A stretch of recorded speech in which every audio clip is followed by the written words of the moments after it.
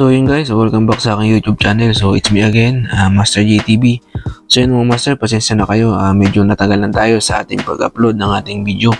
So naging busy tayo sa ibang mga bagay. So nandito ulit tayo mga master para mamahagi ng ating mga tutorial or tips sa inyo mga master. So yun mga master, ayan, kung mapapansin nyo sa ating title, paano nga ba mag-delete ng email at address sa ating Facebook. So bilisan na natin to guys, wag na natin siyang patagalin. So ang gagawin nyo lang guys, punta kayo sa Facebook nyo, i-login nyo, ayan, then pag login nyo, ayan, ito, click natin yung Facebook natin mga master, ayan, dito sa Facebook na to, click mo lang tong 3 burger line sa taas, ayan, dito sa kanan, click mo lang yan, then pag click mo yan mga master, meron kang makikitang settings, dito ulit sa taas, sa may bandang kanan, click mo lang yan, ayan, pag click mo, then lalabas itong settings and privacy. So itong ginawa ko na to guys is shortcut, kumbaga mabilisan na lang, quick tutorial or tips mga master, kasi may nag-comment doon sa aking isang video na paano daw mag-delete ng email address. So nandito siya mga master,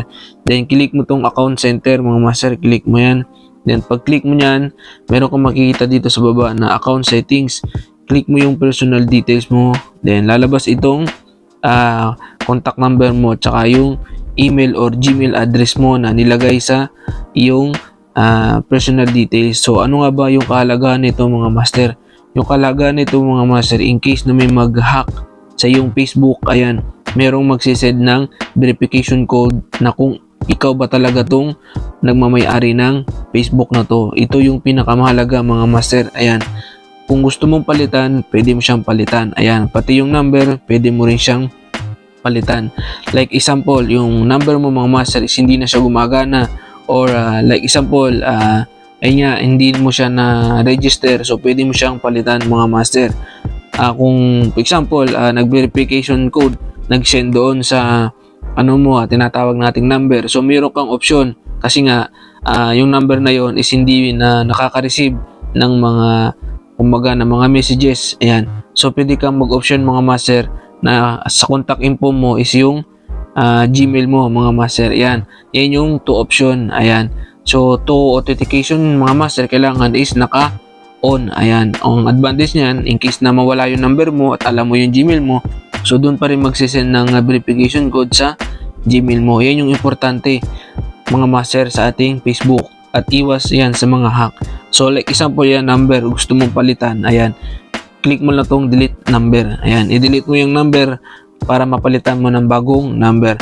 Ganon din yung Gmail mo mga master, ayan, pwede mo rin siyang i-delete, palitan mo siya kung gusto mo nang palitan. Ayan, ito yung option doon sa nagtanong sa akin paano nga ba mag-delete ng email address at contact number sa Facebook. Siguro gusto na niyang palitan mga master yung kanyang email address or yung kanyang contact number. So meron ka pang isang option mga master na mas mabilis para mapalitan yung ating tinatawag na Facebook number at saka Gmail number. So puntahan mo sa mga master yung messenger mo, ayan, pag click mo ng messenger mga master, click mo tong 3 burger line sa taas, ayan, then dito sa settings na to, click mo yan, then dito sa baba, ayan, meron kang makikita dito yung personal details, ayan, click mo yung personal details na yan, ayan, click mo yan, medyo mahina mga master yung aking internet, ayan, click mo lang to mga master, ayan, pag click mo yan, ang pinaka personal details mo yan, pareho lang din yung lalabas, ayan, so hindi ko siya mapindot mga master, ayan, medyo mahina kasi yung internet ko mga master, ayan, kaya hindi yan, so pag napindot mo yan yung personal details, same pa rin dun sa pinaka Facebook natin na ganito, ganun yung lalabas, ayan, click mo yung personal details mo, ayan, then ayan, ganun pa rin mga master, kumbaga quick ano lang, quick kumbaga mabilis ang pagpalit ng contact number or ng Gmail, ayan, click mo yan, then ayan, mabilis ang pagpalit lang yan ng contact number mo at ng Gmail mo. So pwede ka rin mag-add ng new contact mga master, ayan, kung gusto mong hindi to mawala o gusto mong nandyan lang, pwede ka mag-add contact mga master. So yun mga master, hanggang dito na lang, sana nakatulong yung ating tutorial na ginawa ngayong araw na to. So yun mga master, hanggang dito na lang, maraming salamat, peace out, Master GTV, alright.